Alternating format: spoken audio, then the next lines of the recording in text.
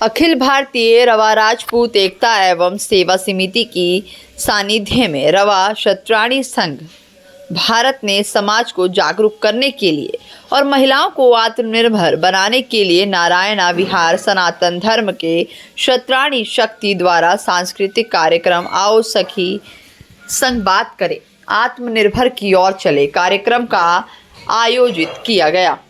क्षत्राणी शक्ति द्वारा आयोजित इस कार्यक्रम में महिलाओं ने अपने विचार खुलकर रखे और साथ ही सभी महिलाओं ने बहुत आनंद और उत्साह के साथ इस कार्यक्रम में भाग लिया। कार्यक्रम में कृतिका खत्री ने बतौर मुख्य अतिथि शिरकत की, जिसमें मुख्य अतिथि के रूप में कृतिका खत्री एवं गौ सेवा के लिए संसद भवन में अटल विभूषी शिखर सम्मान में सम्मानित श्रीमती सीमा जी समिति की संगठन महासचिव श्रीमती अनु तंवर, श्रीमती नीलम वर्मा जी संगठन मंत्री इत्यादि महिलाओं बहुत ही आनंद और उत्साह के साथ कार्यक्रम में हिस्सा लिया, जहां पर अखिल भारतीय रवा राजपूत एकता समिति एवं सेवा समिति और रवा क्षत्राणी संघ भारत की ओर से समिति की संगठन महासचिव अनु तंवर जी ने श्रीमती सीमा जी को रवा गौरव सम्मान प्राप्त देकर जैसे ही सम्मानित किया, पूरे परिसर हर्ष और उल्लास से प्रफुल्लित हो गया। संगठन मंत्री नीलम वर्मा ने बहुत ही खूबसूरत तरीके से मंच का संचालन किया। कार्यक्रम की अध्यक्षता कर रही कृतिका खत्री ने कहा कि मैं इस बात में पूरी आस्था रखती हूं कि किसी भी कार्यदल के नेता के पास लक्ष्य की प्राप्ति, स्पष्ट दृष्टिकोण एवं रणनीति बनाने की क्षमता होनी चाहिए तथा लक्ष्य को हासिल करने हेतु कार्यदल को अति सावधानी एवं सतर्कता पूर्वक अपने प्रयासों को मूर्त रूप देने में प्रभावी नेतृत्व करना चाहिए। उन्होंने कहा कि इसे हमें किस प्रकार लेना चाहिए। मैं चाहूंगी कि ये जो हमारी वार्तालाप है ये इंटरैक्शन हो। यहाँ पे क्या मत है, आप में से कोई भी जन अगर इस विषय में कुछ बोलना जी आपने रहा जाए, अगर वो अपनी पत्नी को पूरी तरह से सपोर्ट करते हैं, उसके सुख दुख में उसका साथ देते हैं। और आज की जनरेशन सब लोग ज्यादातर स्त्रियां जॉब कर रही होती हैं, उन्हें घर भी संभालना है तो बाहर अपनी जॉब भी संभालना है। अगर उसके सापेक्ष पति उनका साथ दे रहे हैं और इवन किचन में वो आके खड़े भी हो जाते हैं तो भी एक औरत को जो मोरल सपोर्ट है वो बहुत मिल जाता है। मानते हैं हम पति परमेश्वर है, हम उसकी सारी बातें मानते हैं, लेकिन व्रत रखने से ही अगर हमारा ये एक सिंबल लगे कि भाई पति परमेश्वर, तो वो मैं नहीं मानती। हाँ, मेरा नाम सिमांशी है और सिर्फ व्रत वाले दिन ही नहीं, पूरे साल उनको हमें तंग नहीं करना चाहिए। और रही व्रत रखने की बात, तो अगर लड़के को व्रत रखना है तो उसमें कोई मनाही भी नहीं होनी चाहिए। मैंने कहा सनातन धर्म में जैसे आपने बताया कि हम खुद ही अपने पतियों को भगवान का दर्जा दे देते हैं, तो बस इतनी ही गुजारिश है कि वो भगवान हमें थोड़ा सा कम ना करें, मतलब हमारे वर्क में हमारे को एक्स्ट्रा काम ना करें, वर्क करके कोई ऐसा बड़ा वो रोल नहीं अदा करेंगे। लेकिन मैं बहुत लकी हूँ कि मेरे पति वर्क वाले दिन मेरे को बहुत सपोर्ट करते हैं, कोई भी एक्स्ट्रा काम के लिए नहीं कहते हैं, और जो छोटी छोटी होती है घर के कामों में ना उसमें भी बहुत हेल्प करते हैं। तो मुझे ज़रूरत नहीं है कि मेरे पति मेरे साथ वर्क करें और वर्क करके ही वो अपना प्यार दिखाए, तो मेरे को सपोर्ट करके अपना बहुत प्यार दिखाते हैं और मैं उनसे बहुत खुश हूँ। I love my husband. और तो हम सभी को पता है प्रेम क्या है, लेकिन जिहाद का अर्थ क्या है कि पूरे विश्व को जिहाद के माध्यम से इस्लाम की ओर लेकर जाना, उसके लिए जो भी प्रयास करने पड़ेगा उसको जिहाद कहते हैं। तो लव जिहाद जो है ये एक माध्यम है जिस माध्यम से जो स्त्रियां हैं, मैं चाहूँगी कुछ महिलाएं जो आपस में बात कर रही हैं वो कृपया ध्यानपूर्वक इस विषय को सुने, क्योंकि ये आज हमारे तक या हमारी बहनों तक, हमारे घरों तक सीमित नहीं है, पूरे समाज तक ये विषय बढ़ चुका है। तो हमारे लिए आवश्यक है कि हम इस विषय में जानें। तो लव जिहाद के माध्यम से केवल दिल्ली एनसीआर, उत्तर प्रदेश के कुछ क्षेत्रों, उत्तर भारत के कुछ क्षेत्रों को ही देखें तो इन क्षेत्रों से 10,000 युवतियां जो हैं वो हर वर्ष भगाई जाती हैं। और ये एक सोची समझी साजिश के अंतर्गत हो रहा है कि केवल ऐसा नहीं है कि किसी एक लड़के को, किसी एक लड़की को, किसी एक मुसलमान लड़के से प्यार हो गया और वो उससे विवाह करना चाहती है और उसके घर साजिश के अंतर्गत किया जा रहा है, ये आज हमें समझने की आवश्यकता है। क्यों मैं ऐसा आपके सामने बोल सकती हूँ? क्योंकि खाड़ी देशों से, जो अरब देश हैं, उनसे बहुत सारा पैसा जो है वो इसके लिए दिया जा रहा है, करोड़ आ रहे हैं, अरबों रुपए दिए जा रहे हैं आज कि जो हिंदू महिलाएं हैं उनको फंसाया जाए। इसकी बकायदा रेड लिस्ट दी हुई है। अभी अभी कुछ दिन पूर्व यहाँ पॉपुलर फ्रंट ऑफ इंडिया को बैन किया गया। बकायदा उनकी वेबसाइट के ऊपर 2006, 7, 8 में रेड लिस्ट लगाई गई थी कि ब्राह्मण युवती के हम 7 लाख रुपए देंगे, सिख युवती के हम 6-7 लाख रुपए, राजपूत युवती है तो उसके हम 5 लाख रुपए देंगे। यानी एक लड़का अगर एक राजपूत युवती को फंसाता है तो उसको 5 से 6 लाख रुपए दिए जाते हैं, केवल उसे फंसाकर उसके साथ विवाह करने के लिए, निकाह करने के लिए, विवाह नहीं, क्योंकि विवाह और निकाह में भी बहुत बड़ा अंतर है। ये आज हमें समझने की आवश्यकता है, क्योंकि जब हम विवाह करते हैं तो हमें पर्दे में नहीं रहना पड़ता, हमें बुर्के में नहीं रहना पड़ता, हम खुलेआम अपनी आज़ादी से घूम पाते हैं।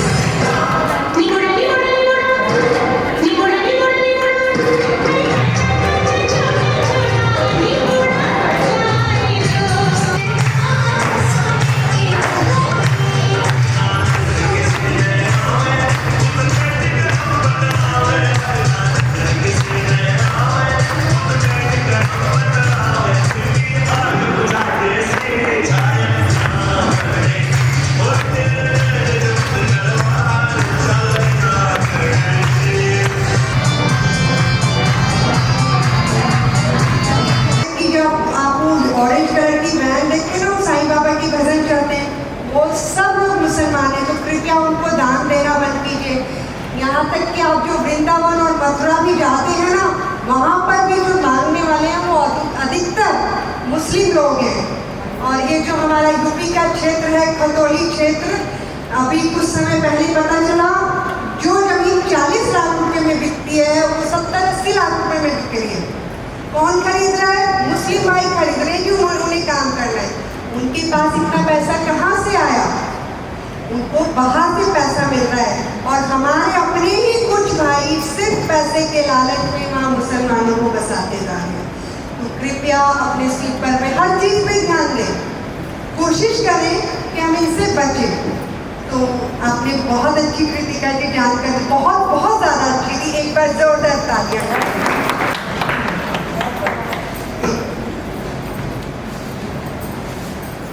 एक बार में को भी कम है। ये हम सभी महिलाओं के लिए प्रेरणा स्रोत हैं। इन्होंने अपना कैरियर महज 42 वर्ष की उम्र में शुरू किया था। इस उम्र में अक्सर महिलाएं जो ना घर में पूरी तरह रम जाती हैं कि नहीं अब हमारे बस की नहीं है, अब तो बच्चे बड़े होंगे, हमने कहा क्या करना है। तो लेकिन सीमा जी भी इसके विपरीत ये काम करके दिखाया। इस उम्र में इन्होंने अपने परिवार को बहुत अच्छे से संभाला, बेटियों की शादियाँ की और उसके बाद ये समाज में आपके लिए आगे बढ़ गई। 2006 में इन्होंने लाइफ कोच की ट्रेनिंग ली और फिर तो पीछे मुड़ के ही देखा। इन्होंने हीलिंग में कई कोर्स किए और काउंसलिंग के द्वारा बहुत सारे युवाओं को रास्ता दिखाया, यहाँ तक कि कई तलाक के केस भी सुलझाए। इसके साथ साथ इन्होंने 2 पुस्तकें लिखी। पहली पुस्तक थी स्वयं से स्वयंभू तक। पहली पुस्तक का इनॉग्रेशन भी इसी हॉल में हुआ था कुछ साल पहले। उसके बाद दूसरी पुस्तक उनकी थी असीमित। तत्पश्चात भी इन्हें संतुष्टि नहीं मिली। वो 13 कैंसर के पेशेंट्स ठीक कर चुकी है और छोटी मोटी बीमारियों की तो कोई गिनती भी नहीं है। गौ सेवा के लिए इन्हें संसद भवन में अटल विदुषी शिखर सम्मान से नवाजा गया पुरस्कार मिला है। हीलिंग में इन्हें ग्लोबल एक्सेलेंसी का अवार्ड मिला।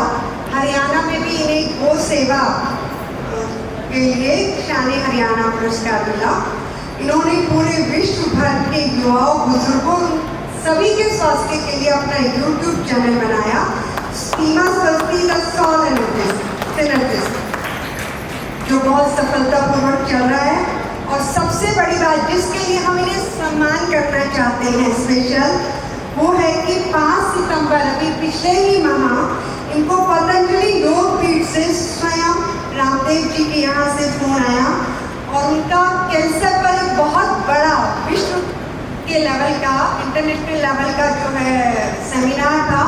केवल 8 साइंटिस्ट ने वहाँ पर बोलना था। बड़े बड़े लेक्चर हुए और लाइव भी हमने देखा सुबह 9 बजे से 5 बजे तक। और उसमें एक वक्ता जो है हमारी सीमा स्वस्ति जी की थी और सबसे ज़्यादा तालियां केवल उन्हीं के व्याख्यान में बजी।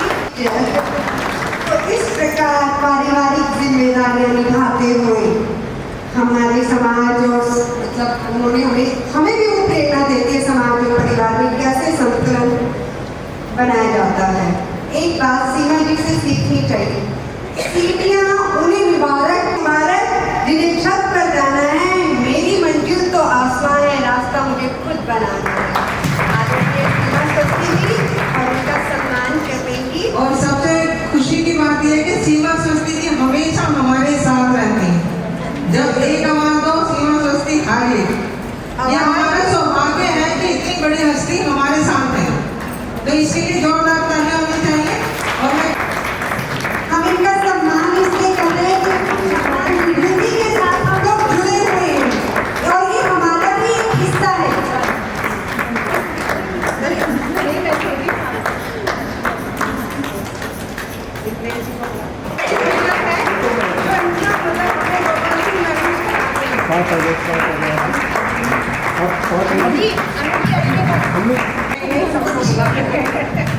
सबको बुला के देते ना अभी, फिर सबने सभी डांडिया के लिए वेट कर रहे हैं भाई।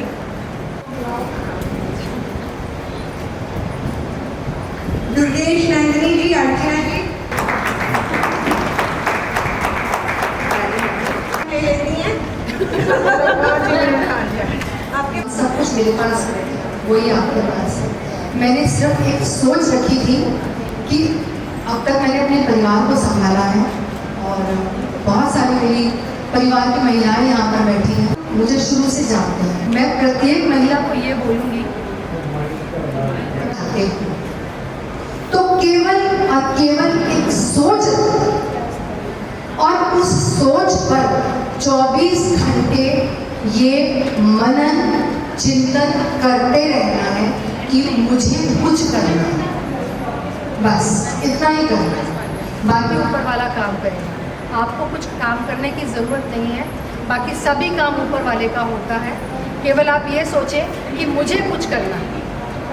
ऐसा मैंने भी सोचा था जब मैं 40 साल की थी। आई हैव ओनली 2 daughters, मेरी सिर्फ 2 बेटियां हैं और जब मेरी बड़ी वाली बेटी मैं अपना जीवन यापन करूँ, बच्चियाँ भी मुझे फ़ोन करके पूछे कि मम्मा आपसे बात करने का टाइम है या नहीं।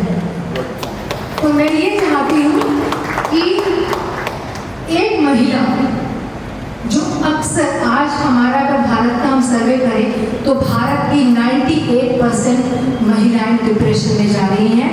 This is the only reason कि वो बिजी नहीं रहती। तो प्लीज़ मेरी आप सभी से रिक्वेस्ट है, फील्ड कोई भी चुने, वो चुने जो आपको आनंदित करता है, आनंद देता है, जो आपको प्रसन्नता की ओर लेकर जाए, वो फील्ड चुने और आगे बढ़े। ताकि और आप एक प्रार्थना और आपसे करूँगी कि सभी प्रार्थना महिलाएं जितनी भी यहाँ पर बैठी हैं, और वो ये प्रार्थना ना करें कि जी मेरा बेटा नहीं है या मेरी बेटी नहीं है, मेरी सेवा कौन करेगा। हर वक्त एक मनन आपके मन में चलना चाहिए कि मैं अपने जीवन का आखिरी गिलास पानी भी अपने पैरों पर खड़ी होकर पीऊं।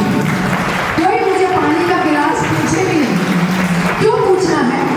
इसलिए पूछना, क्यों हमसे पानी पूछे कोई, हम पानी पिलाएं। मैं आखिरी दम तक दूसरों को पानी पिलाती रहूं, मुझे कोई पानी नहीं। ये सोच आपने अपनी पैदा करनी है। और उम्र कोई मायने नहीं रखती है। मैं बताऊंगी नहीं कि मैं 55 साल की हूँ, और आज भी वो तो बतानी थी मुझे वो तो बतानी थी मुझे, वो मैं इसलिए बताती हूँ कि कभी भी ये मत सोचें कि मेरी उम्र हो गई है और अब मैं घर में बैठ के आराम करूँ। आराम करने के लिए पैदा नहीं हुए हैं, काम करने के लिए हुए। Don't take rest. रिटायर बूढ़े लोग होते हैं, हम जैसे लोग नहीं होते। रिटायर नहीं, रिटायर। ठीक है, अभी मैं अपने जो चीज़ यहाँ पे कुछ मेंबर्स ऐसे बैठे हैं जो पहली बार यहाँ पर आए हैं। तो रवा चतराणी संघ का जो हमारा बनाने का, ग्रुप बनाने का उद्देश्य था, वो सिर्फ 4 उद्देश्य है। पहला उद्देश्य है संवाद। संवाद अर्थात हम एक दूसरे से बात कर सकें, क्योंकि अब जो हालात कलयुग का जो फेज चल रहा है, वो आजकल बातचीत का नहीं फेज चल रहा है, वो फेज चल रहा है कि हम लोग इससे बात करें। तो सबसे पहला उद्देश्य था हमारा संवाद, कि हम एक दूसरे से मौखिक रूप से बात कर सकें। दूसरा था संतुलन। संतुलन कैसा संतुलन? कि मुझे स्वास्थ्य के बीच में और खुद के बीच में किस प्रकार से संतुलन बनाकर रखना है। जबकि मैंने संतुलन बनाया अपने परिवार और समाज के बीच, कि मुझे परिवार भी संभालना था और समाज भी संभालना था। तीसरा उद्देश्य था हमारा सामंजस्य। सामंजस्य अर्थात कि जो सामंजस्य, ऐसा सामंजस्य बिठाना है जिससे कि मेरा मानसिक, शारीरिक और भावनात्मक रूप से मेरा सामंजस्य मुझ में बना रहे। चौथा था संतुलन। संतुलन समाज में और परिवार में मेरा बना रहे, यानी कि क्योंकि महिलाओं में ज़्यादा शक्ति होती है और उम्मीद भी ज़्यादा की जाती है कि मुझसे भी बहुत उम्मीदें हैं, अभी भी मेरी सासू माँ को उम्मीद है कि परिवार को संभाले और दुनिया को भी संभाले। तो कभी कभी आज भी ताना मिलता है मुझे, अरे अपना परिवार को देख ले तो दुनिया को देख नहीं। तो ऐसा मैं सोचता है कि हम ताने नहीं सुनते, ताने आज भी हम सुनते हैं। तो तानों को ताना प्रूफ हो जाइए, वज्र बन जाइए, क्योंकि महिला एक ऐसी चीज़ है जो कि सब कुछ सह सकती है, पुरुष नहीं सह सकता, पुरुष नहीं सह सकता। तो मैं तो हमेशा बोलती हूँ फोर मेल्स, नीलम ने बोला था दोनों मेरे सामने। चलिए एनीवेज, आपसे मिलकर बहुत अच्छा लगा और जोरदार तालियां एक नीलम और अन्नू के लिए, बहुत ज़्यादा लोगों ने मेहनत की। तो प्लीज़ मैं आप लोगों से ये रिक्वेस्ट आज करना चाहूँगी कि जब भी हम कोई प्रोग्राम फिक्स करें तो प्लीज़ बिना रिक्वेस्ट के आप लोग या पुरुष मत बनिए, हमें मान मनोमान मत करवाइए। बहुत मेहनत करनी पड़ती है, 10-10 फोन करने पड़ते हैं तब एक महिला हमारे पास आती है।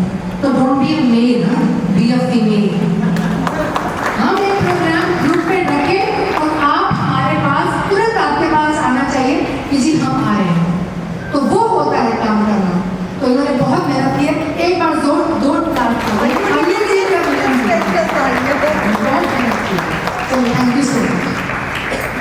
बहुत अच्छे से आप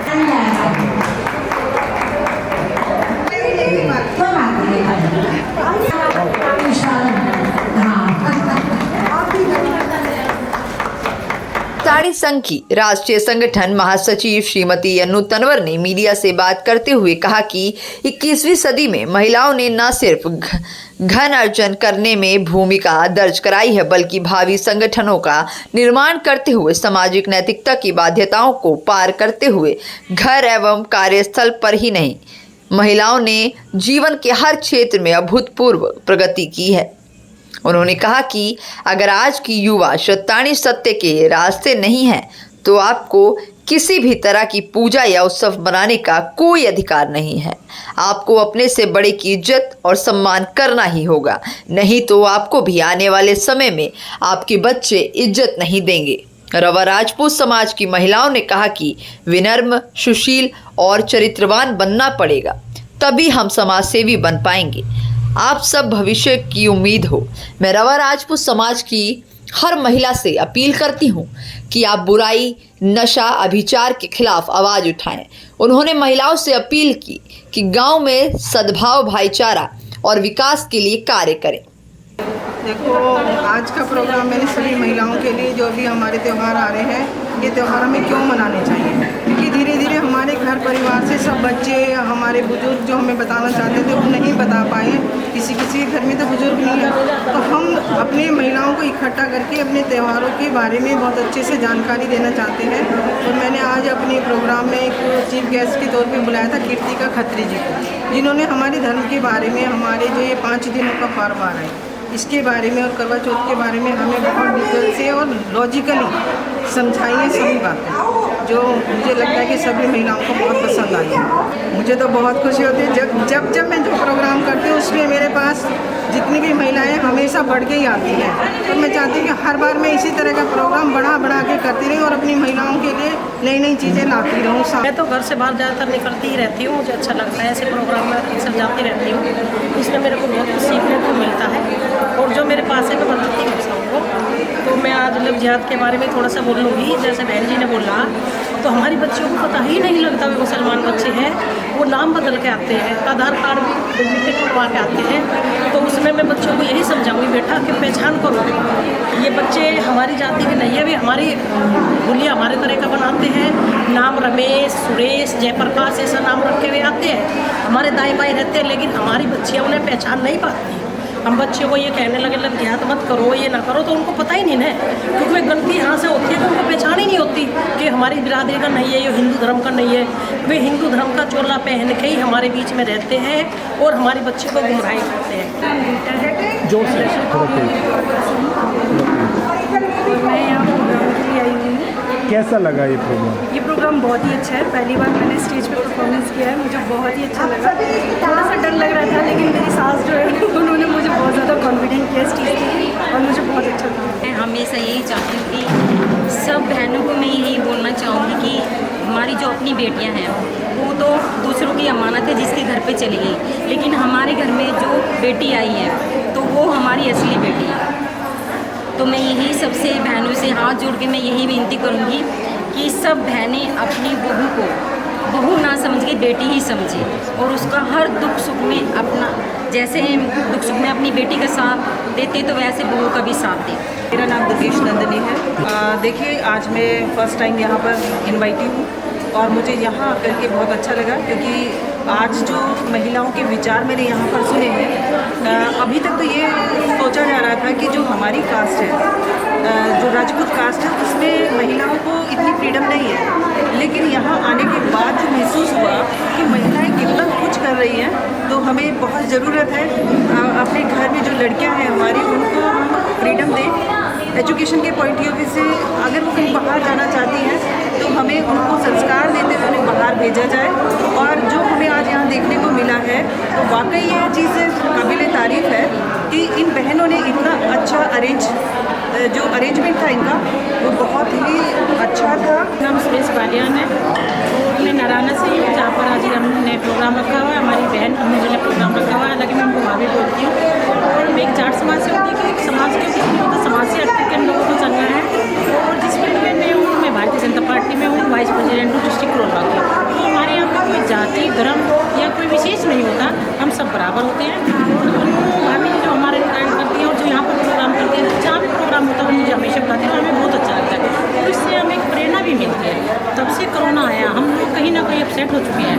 हमारी जो दिमाग का संतुलन है वो बिगड़ चुका था। पूरी ऐसे हमारे दिमागी संतुलन और एक बहनों से मिलना जुलना, एक सामाजिक कार्य करना बहुत बड़ी बात होती है। एक प्लेटफार्म पर इतनी सारी महिलाएं इकट्ठा होना और कार्यक्रम करना। हमारी बहनें ऐसे ही मिलजुल के प्रोग्राम करती रही, मस्ती करते रहे। बहनों का आपस में प्यार भी बढ़ता है, अपनापन भी बढ़ता है। हमारी बहनों को किसी चीज़ की कोई जानकारी से, किसी चीज़ की जानकारी से, किसी चीज़ की वो सब साझा करते हैं। सबको ज्ञान बढ़ता है, प्रेम बढ़ता है, जीने की कला सीखते हैं। हम अपने बच्चों को सिखाते हैं। नारी को बहुत कुछ सीखना चाहिए, बच्चों को भी सिखाना चाहिए। जय भारत, जय।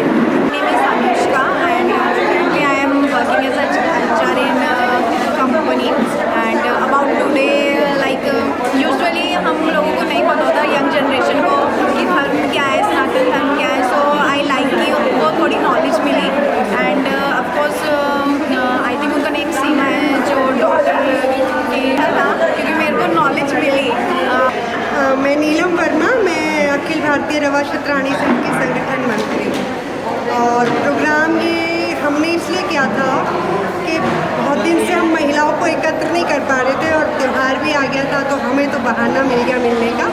तो सभी महिलाओं ने यहाँ बहुत इन्जॉय किया है, खूब डांस किया, मस्ती की, कुछ नई बातें भी सीखी, कुछ उनको लाइफ स्किल्स के बारे में भी बताया गया जो बातें उनको बहुत ज़्यादा अच्छी लगी। कैसे लाइफ में हमें कुछ करते रहना, मतलब खाली नहीं बैठना, तो इस तरीके से। और महिलाओं का रिस्पॉन्स अच्छा आया है, वो सब बहुत अच्छा फीडबैक देंगे। मेरा नाम शशि कमल है। आज का प्रोग्राम हमने दिवाली और करवा चौथ से रिलेटेड सेलिब्रेशन रखा था। बारिश की वजह से थोड़ी सी गैदरिंग कम हुई, बहुत अच्छा था। और इसमें जो था सबसे अच्छा पार्ट मुझे लगा कि जो लव जिहाद के ऊपर बोला गया है और हमारी जो महिलाएँ आई थी उनको अवेयर किया गया है सोशल प्रॉब्लम्स से रिलेटेड। तो ये पार्ट मुझे सबसे अच्छा लगा। और भी बहुत सारी अच्छी चीज़ें हैं, डांस कॉम्पिटिशन था और सिंगिंग कॉम्पिटिशन था और डांडिया भी था, तो बहुत ही अच्छा है। मैं यही मैसेज देना चाहती हूँ कि डिप्रेशन से निकलने का एक सबसे अच्छा तरीका है जो कि आजकल की ना सबसे बड़ी प्रॉब्लम है। शतराणी शक्ति द्वारा संचालित ये प्रोग्राम आपको कैसा लगा हमारे कमेंट बॉक्स में अवश्य बताएं। धन्यवाद।